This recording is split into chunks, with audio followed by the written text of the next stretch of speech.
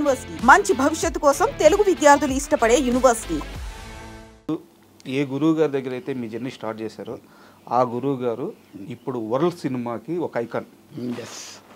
So చాలా గర్వంగా ఉంది అసలు ఆయన ఎదిగే స్థాయి ఆ రేంజ్ని చూస్తుంటే ఎలా అనిపిస్తుంది. అండ్ ఆ ఫ్యామిలీ బాండింగ్ అంటే వాళ్ళందరూ కూడా ఫ్యామిలీ కూడా ఒక సినిమా మొత్తాన్ని కలిసి వాళ్ళ ఫ్యామిలీ చేస్తారు. వాళ్ళ రిలేషన్ ఎలా ఉంటుంది రమ రాజమౌళి గారి? నాకు ఎప్పుడు చూసినా సరే అరే ఈ ఫ్యామిలీలో నేను ఎందుకు పుట్టలేదా అన్న ఒక ఫీలింగ్ అయితే ఉంటుందండి. ఎందుకంటే వెరీ నైస్. ఇప్పుడు ఉమ్మడి కుటుంబాలు అనేవి లేవు ఎక్కడ కూడా, మనం రేర్ అంతరించిపోయింది. సో రాజమౌళి సార్ ఫ్యామిలీ ఎలా ఉంటుందంటే ఒక సండే వస్తే అందరూ కలుస్తారు, అందరూ చాలా హ్యాపీగా మాట్లాడుకుంటారు. మళ్ళీ మండే ఎవరు జాబ్స్కి వాళ్ళు ఆ సండే అన్నది సినిమా గురించి ఎవరు టాపిక్స్ మాట్లాడరు. అంటే హ్యాపీనెస్ అంటే వాళ్ళ పర్సనల్ విషయాలు అయ్యి ఒక 15 ఒక ఫ్యామిలీస్ కలిసి 15 అక్కడ చుట్టుపక్కల ఉన్న ఫ్యామిలీస్ వాళ్ళు అందరూ కలిసి చాలా బాగా సెలబ్రేట్ చేసుకుంటారు. అలాంటి హెల్తీ ఫ్యామిలీని నేను ఇప్పటిదాకా చూడలేదు. అంటే చెప్పుకునేవారు ఊర్లో ఇలా ఉమ్మడి కుటుంబాలు ఉండేవి, చాలా పెద్ద కుటుంబాలు అవి అని. కానీ నేను ఫస్ట్ టైం చూసిందంటే రాజమౌళి సార్ వాళ్ళ ఫ్యామిలీని చూశాను. ఎందుకు బర్త్డే టైంలో రాజమౌళి సార్ ఇంటికి వెళ్తే వల్లి మేడం వాళ్ళ ఇంటికాడ ఉన్నారు, హాల్లో ఇలా పడుకుని ఉన్నారు. కిరవాణి సార్ ఒక బెంచ్ మీద కూర్చుని మాట్లాడుతున్నారు. చుట్టూ ఒక 15 మెంబర్స్ పిల్లలు వాళ్ళు వీళ్ళు అందరూ ఆయనతో రాజమౌళి సార్తో పడుకుని ఉన్నారు. అసలు నాకు ఎలా ఉంటుంది షాక్. అబ్బా రాజమౌళి సార్ కింద పడుకుని అందరితో మాట్లాడుతుంటే ఎంత హ్యాపీ ఫీల్ అనిపించిందంటే, చాలామంది బయట తెలియని వాళ్ళు చాలా ఊహించుకుంటారు అలా ఉంటారు ఇలా ఉంటారు. It's a very simple. Okay, ఆ సింపుల్సిటీ అన్నది చాలా అంటే హార్ట్ఫుల్గా ఉంటారు. అంతే మనం ఏదన్నా చాలా బిస్కెట్లు చాలా నవ్వుతుంటారు. మనం ఏమన్నా పొగిడినా కానీ అర్థమైపోద్ది ఓహో ఈడు ఏదో అంత సరదాగా ఉంటారు, అంత బాగుంటారు.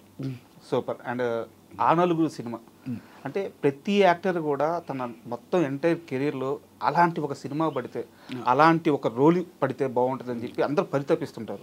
మీకు కెరీర్ స్టార్టింగ్లోనే పడిపోయింది. అవునండి, నిజంగా నాకు కూడా తెలియదు అప్పుడు నేను చేసేటప్పుడు కూడా. నెవర్ అంటే ఒక సినిమా ఎఫెక్ట్ ఇంత ఉంటుంది, ఆడియన్స్లో ఇంత రిప్రజెంటేటివ్ చేసి ఒక క్యారెక్టర్ని ఎన్లాస్ చేసి చూస్తారు అన్నది ఆ నలుగురు తర్వాత నాకు బాగా తెలిసింది.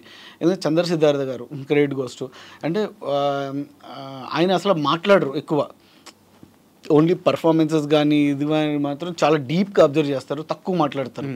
ఇప్పుడు వెరీ స్మైలీ అంటే ఈయన దగ్గర ఎలా చేయాలి, ఈ క్యారెక్టర్ ఏం చేయాలి అన్నది అసలు నాకు చాలా ఫస్ట్. ఎందుకంటే బాడీ లాంగ్వేజ్ అంతా సైలో పింగ్ పాంగ్ క్యారెక్టర్. అవును, సో అది చాలా హైపర్ ఉంటుంది. ఇది అంతా కొంచెం సెటిల్డ్ ఉంటుంది. Next settled.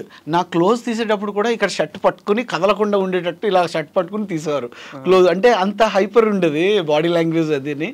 సో అలా చంద్ర సిద్ధార్థ గారు చాలా సపోర్ట్ చేశారు. అలాగే రాజేంద్ర ప్రసాద్ గారు అంటే క్యారెక్టర్ని ఎలాగ చేయాలన్నది ఒక మానిటర్ ఒక టేక్ అలాగా సినిమా మొత్తం కూడా 32 డేస్లో ఫినిష్ అయిపోయిందండి.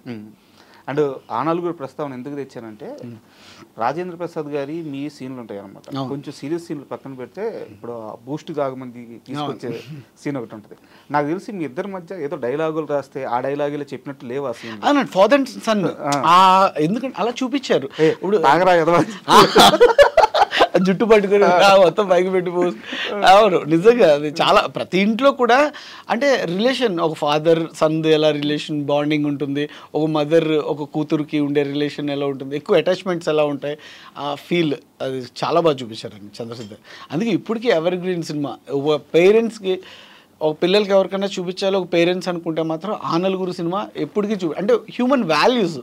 ఇప్పుడు తల్లిదండ్రుల వాల్యూస్ అన్నది అంటే మరుగున పడిపోతున్నాయి. ఇప్పుడు యూఎస్ వెళ్ళిపోతున్నారు, ఇక్కడ చూసుకోవడానికి ఎవరు ఉండట్లేదు చాలామంది. కానీ ఆ పిల్లలకు ఒకసారి సినిమా చూపిస్తే హౌ టు పేరెంట్స్ రెస్పెక్ట్ ఏంటి, అసలు మా ఎలా చూసుకోవాలి అన్నది ఖచ్చితంగా మనిషి ఉన్నంత వరకే అండి. మనిషి లేకపోయిన తర్వాత మనం ఏం చేసినా నెవర్ వేస్ట్ ఏం చేసినా.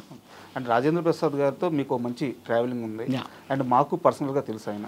అంటే ఆయన ఎట్లా ఉంటుందంటే ఒకసారి కనిపించిన తర్వాత రెండోసారి భుజం మీద చేసి ఎరా బడవా అంటాడు. నిజంగా అంటే అది ఒక లవ్తో కూడిన తిట్టు కూడా కాదు, ఒక పలకరింపు. అదే మొన్న వారిని అడగడానికే ఈ లీడ్. సో రాజేంద్ర ప్రసాద్ గారు అనాలని ఎవరిని అనరు. లేదు ఆయన వెరీ ఎక్సైటెడ్ అండ్ చాలా మంచి పర్సన్, నైస్ పర్సన్. ఆయన తర్వాత దానికి క్షమాపణ కూడా చెప్పాల్సి వచ్చింది. వార్నర్ అది అంటే ఏమర్థమైంది అంటే అంత పెద్ద క్రికెటర్ అందరికి చాలా మంది ఫ్యాన్స్ ఉంటారు, ఇది వరల్డ్ ఫ్యాన్స్ కదా. సో రాజేంద్ర ప్రసాద్ గారు అలా అనేసరికి చాలా మంది డైజెస్ట్ చేసుకోలేకపోయారు. దానికి ఎక్స్ప్లెనేషన్ కూడా ఇచ్చారు రాజేంద్ర ప్రసాద్ గారు. కాకపోతే ఆ ఫీల్ ఏంటంటే వాళ్ళిద్దరి మధ్య ఉన్న ఇంటిమేసీ ఏంటన్నది మనకు ముందుగా తెలియదు. వాళ్ళు కూర్చొని మాట్లాడుకునేది, ఆ లంచ్ ఆ డిన్నర్ కలిసి చేసి ఒక స్పెండ్ చేసిన ఆ 2 days తెలీదు.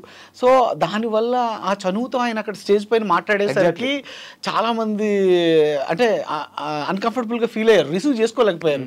తర్వాత దానికి అపాలజీ కూడా చెప్పారు ఆయన. నిజంగా అంటే ఆయనతో ఫ్రెండ్షిప్ ఎలా ఉంటుందంటే మన సొంతం అన్న ఒక ఫీల్ ఆ వేలో మాట్లాడేసరికి ఆ ఆడియన్స్కి ఏంటి తెలుగు రాదు కాబట్టి నిన్ను మాట్లాడినారు అది ఇది అని చెప్పి ఇలా కామెంట్ చేస్తారు. తర్వాత రియాక్ట్ అయ్యి తను ఒక రాజేంద్ర ప్రసాద్ సార్ ఒక వీడియో పెట్టారు.